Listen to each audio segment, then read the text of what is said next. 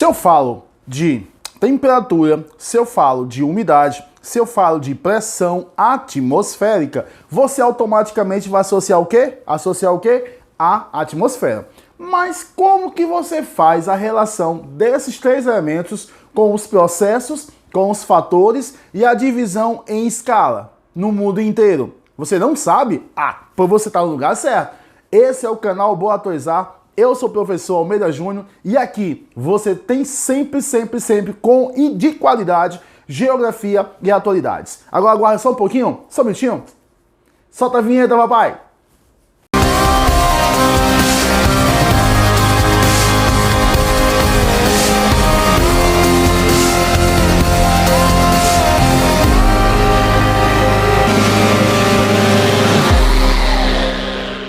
Fala, turma boa, como é que tá você? Como é que tá a tua preparação? Tá caminhando? Tá positivamente caminhando? É exatamente isso que eu fiz a chamadinha antes da vinheta. Classificação climática. Não é só sobre a atmosfera. Essa super, mega, hiper aula, ela está associada à classificação climática. Então, se eu falo de classificação climática, eu tenho que falar, além dos elementos, os processos e os resultados, as consequências e os produtos dessa relação que esses elementos mantêm com a natureza, dentro da natureza e com a sociedade. Para começar, vamos falar de quê? De ventos.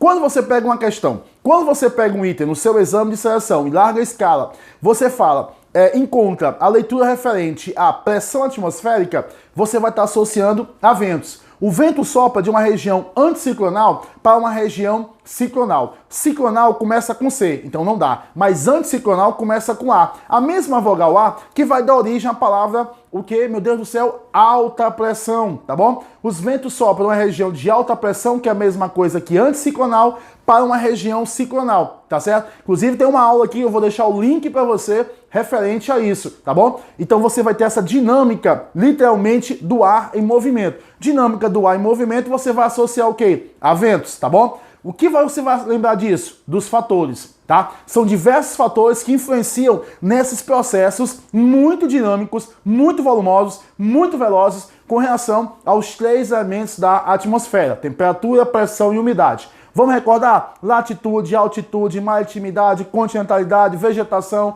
urbanização, o que mais, meu Deus do céu? Relevo e massas de ar, que são grandes porções de ar que apresentam uma dinamicidade enorme com relação à sua temperatura, à sua pressão e à sua umidade, mas não esqueça, tá? Que as massas de ar têm uma característica muito massa, por ser dinâmicas, ou seja, elas mudam, tá? Elas mudam por onde passam, a temperatura, a umidade e a pressão, e também são alteradas devido aos locais e os espaços que esses fatores chamados massas de ar também passam, tá bom? Então não esquece disso. Associado a esses fatores, você vai lembrar que esse clima se relaciona de forma intensa, se relaciona de forma rápida, tá bom? E, sobretudo, levando em consideração o quê? Os três tipos de climas, tá bom?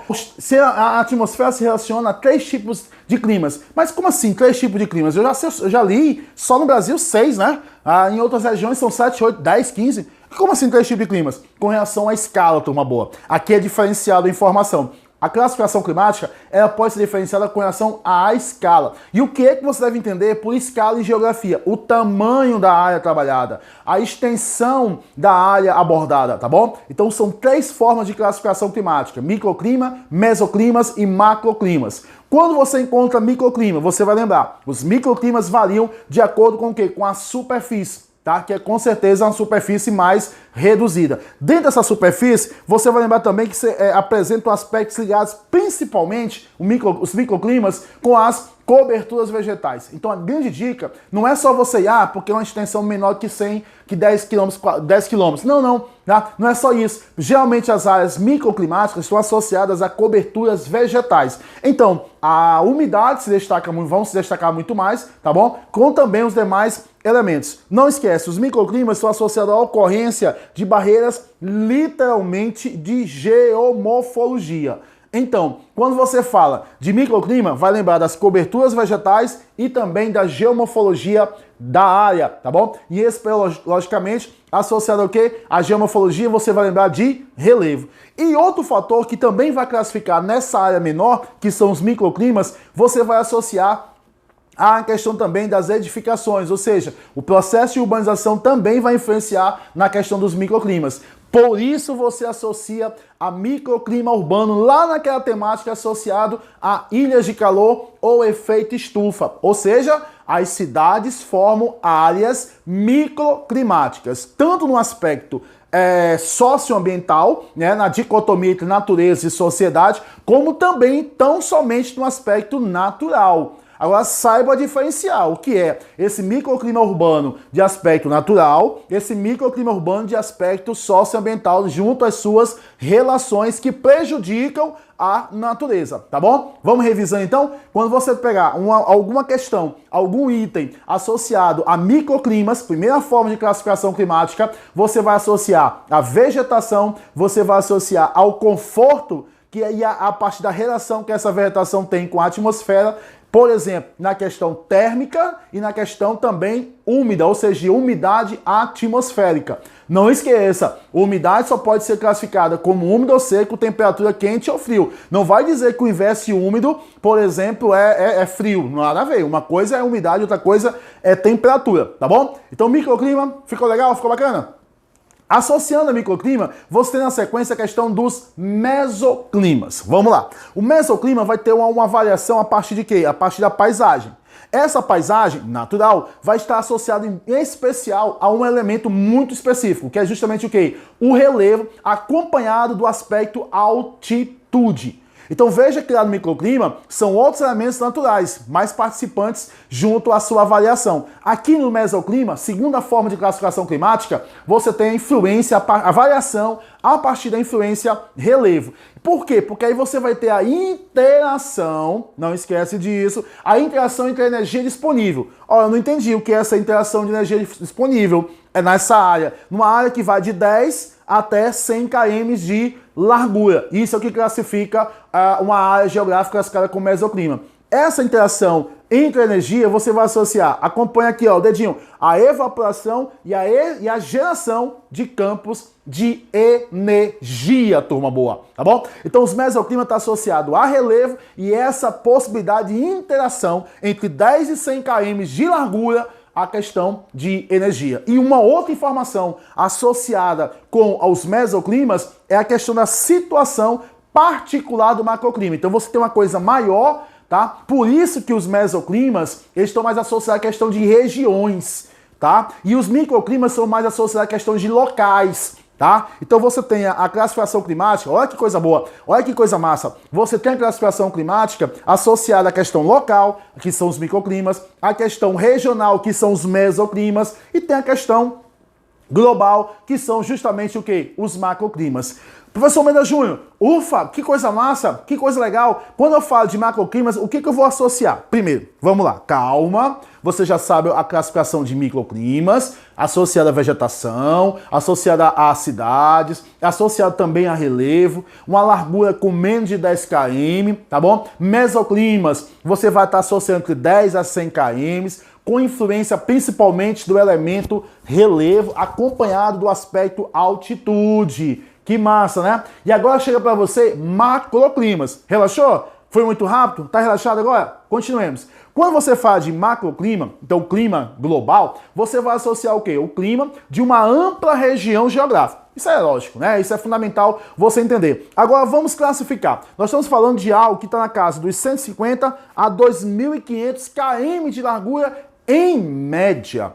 Tá bom? Então os macroclimas estão associados nessa extensão. Outra coisinha básica, falar de macroclimas é você associar a condição média do planeta. E essa condição média está associada à temperatura, à umidade e à pressão atmosférica. Daí a importância imprescindível de você nunca esquecer dos elementos que formam a atmosfera. Por que os macroclimas são tão destaques? Tá? Você pode encontrar uma questão associada aos desequilíbrios e às indiferenças que a sociedade mantém com relação à natureza, no aspecto, por exemplo, da classificação climática. Ou ainda, os macroclimas podem ser recorrentes ao seu exame de seleção. Por quê? Porque está associado à interferência diretamente na fisionomia da paisagem. Tá? Os macroclimas, eles interferem diretamente na forma, no formato, na fisionomia das paisagens que compõem o globo terrestre, tá bom? Então daí você já observa que é uma importância tremenda você entender o que são esses macroclimas, tá? Por quê? Porque eles têm uma capacidade enorme de influenciação no formato de como nós encontramos hoje a natureza, tá bom? Não esquece, eu tô falando de paisagem, principalmente paisagem o quê? Natural. Mas quando tem a presença de desequilíbrios, também pode ser a alternância, não, alternância não, a alteração, a deformação de paisagens também de origens humanas ou antrópicas, tá bom? E para você ainda que ficou até o final desse vídeo, os macroclimas estão associados ao quê? A variações, anota aí, anual, sazonal e mensal dos elementos. Repito, os macroclimas, a coisa bem maior, estão associadas a variações sazonal, às variações anuais e a variações mensais da temperatura, da pressão e da umidade. Então daí você entende por que é importante a classificação climática. Não esquece, quando você fala de classificação climática, não é só você conceituar, não é só você definir os elementos da atmosfera, é você os relacionar dentro de uma escala, que vai menos de 10 a 150 ou até 2.500 km de largura em média. O que é isso? Classificação climática. Qual é o principal critério para isso? A escala. Então, quando você fala em escala, você fala em referência de valor. Né? Quando você fala em escala, você fala de referência de valor arbitrada. Por quê? Segundo, baseado em quê, professor Almeida Júnior? Em critérios de compreensão. Tá? Então, falar de escala é você falar de estudo. Falar de estudo através da escala é você estudar através do quê? Do tamanho da área geográfica. Que massa, que legal. Gostou? Então essa foi uma aula sobre classificação climática. Se você gostou, deixa o seu like, deixa os comentários, sugira temáticas que nós corremos atrás e te entregamos um material de e com qualidade. E como sempre aqui nós gostamos de falar no canal Bora Atualizar, bons estudos!